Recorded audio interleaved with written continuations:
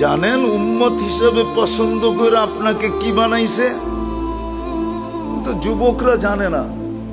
যদি জানতো তাহলে ওর গায়ে কোনোদিন ব্রাজিলের গেঞ্জি থাকতো না, আর আর্জেন্টিনার গেঞ্জিও কিনতো না। বাংলাদেশে মনে হয় 100 কোটি টাকা এই সিজনে শুধু গেঞ্জির পিছনে যাবে। ব্রাজিল আর আর্জেন্টিনার গেঞ্জি কিনতে যায়। খালি গেঞ্জি কিনবে না, আবার দলাদলি করে মারামারিও করবে।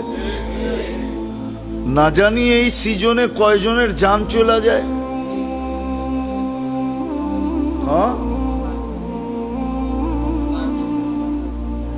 না জানি কয়জনের জান চলে যায়। হ্যাঁ, এদিকে এদিকে এদিকে।